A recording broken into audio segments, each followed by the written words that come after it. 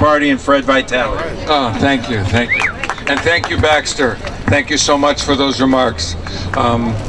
One of the things, you know, being from the Green Party, look at politics, one of the things that happened, we just had a primary election and they complained about low voter turnout in the election. And yet anyone who was working the streets of Detroit talking to people knows that there was more political discussion on the streets of Detroit, more political discussion in the homes about this bankruptcy, about the water cutoffs, about the pension cuts than there's been in years. So there's all these people talking about politics every day in the streets, and yet there's low voter turnout. Why? It's not the people's fault. It's the politicians' fault. They didn't talk about any of the issues. What politician was talking about the water shutoffs? What politician was talking about the pension? What politician was saying, hey, this is a right to work state, we got to end it? Nothing. There's nothing. There was no reflection of the changes taking place in the city, on the streets, in the election. That's the reason for the low voter turnout, not lack of interest, not the lack of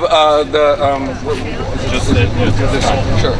That to me is a very important lesson to understand, that again, the politicians have failed us when that discussion has taken place. Why wasn't it reflected in the elections? Because almost all the politicians, with very few exceptions, see, we lost it again, didn't we? So, as the sound system guy, I'll finish. So to me,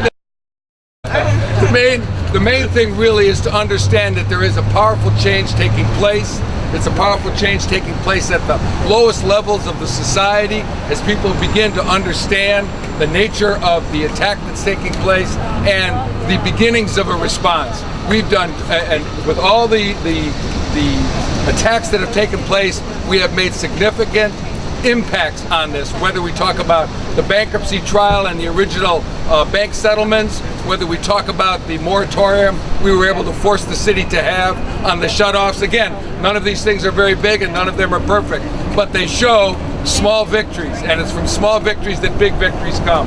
So let's keep that in mind as we go forward from today, that we've already accomplished much more than many of us thought we would, and it's only the beginning.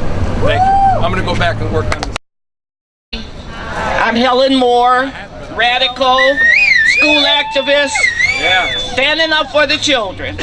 And today, you know what day it is for DPS. The children went back to school to deal with all the harm that they've been dealt during the last couple of years under, well, more than a couple of years under emergency manager.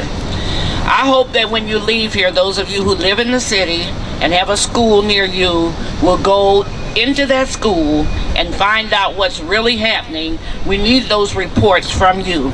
So today I'm going to say something about emergency manager.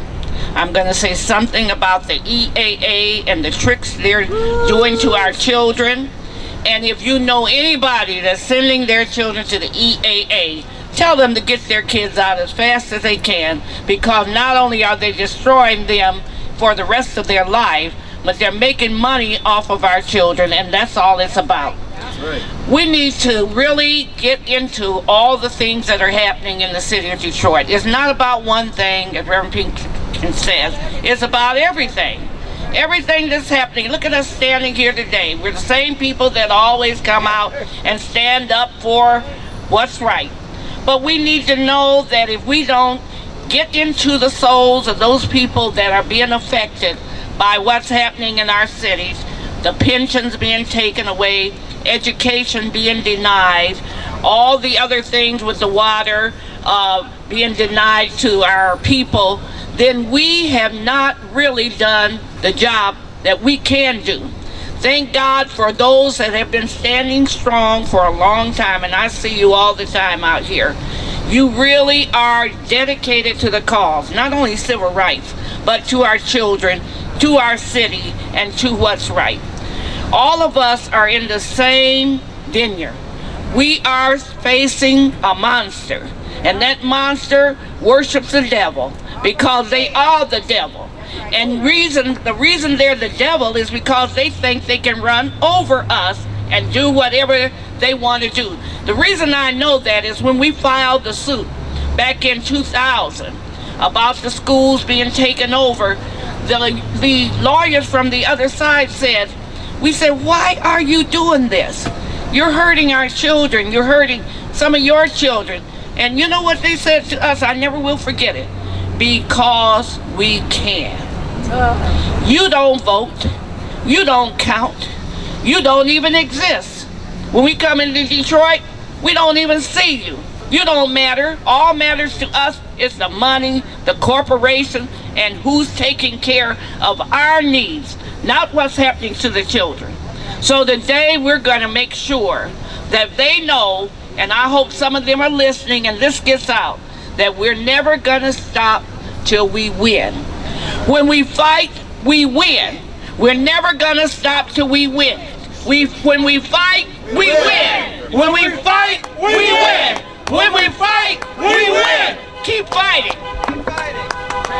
Mr. Helen Moore, going to take a 2-minute break. Fred's trying to fix the sound. My name is Bill Wiley Kellerman. I'm a pastor in the city of Detroit. All of us who are gathered here today know that the city of Detroit has not declared bankruptcy. When Judge Rhodes turns to in the courtroom says, now the city of Detroit may speak, he's talking about Jones Day, the 3rd largest law firm in the world, who represents the very banks who have this city in a predatory death grip, and for whom Kevin Orr was a partner. That's who has declared the bankruptcy, is the governor and the emergency manager. When they did that, they triggered a financial crisis. All of the debts suddenly became due to the banks. So they've created this on purpose. This is an illegitimate and unconstitutional process that we're in the middle of. The court gives the appearance of legitimacy to all these backroom deals that are being made, where resources, assets, departments are being given away and privatized. This gives cover to that, gives legitimation to that, gives the appearance of public consent to that.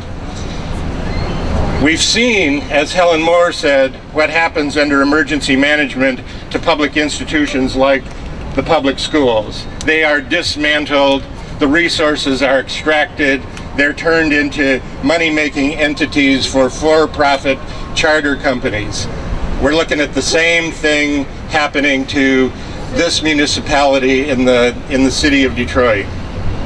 I want to end just by mentioning that a number of people who blocked the trucks from going out to do the shutoffs.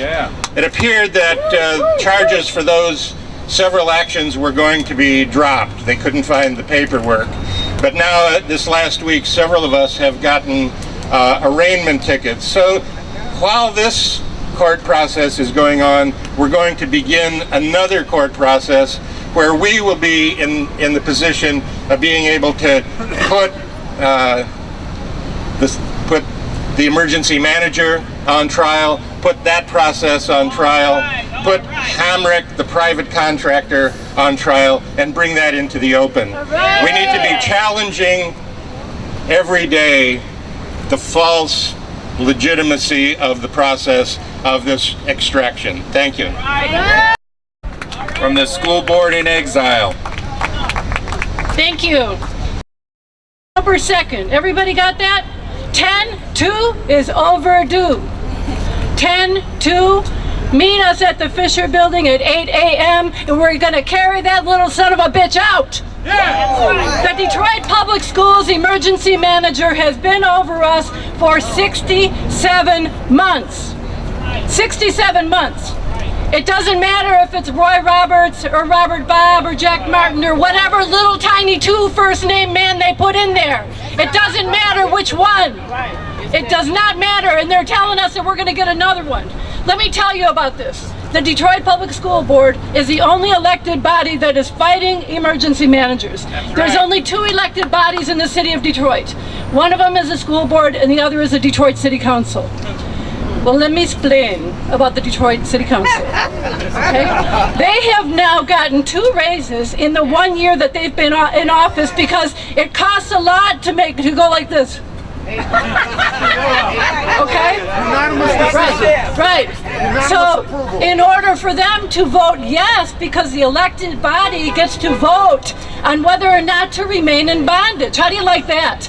You get to vote to stay in bondage. And who would do that except unless they love the master, right? And why would you love the master? Because they're paying you. Okay? Now, the election coming up in November has 20 people running for school board. One of the most disdained and disrespected offices you can get in the world. I'm here to tell you, they turn off our mics, they lock us out, they don't give us any water, we have a secretary that hates us and lies on us. It doesn't get any worse. So now why are there 20 people running? Because Skillman has their Excellent Schools Detroit candidates running so that they will vote to do what the city council does. That's to keep this emergency manager in place.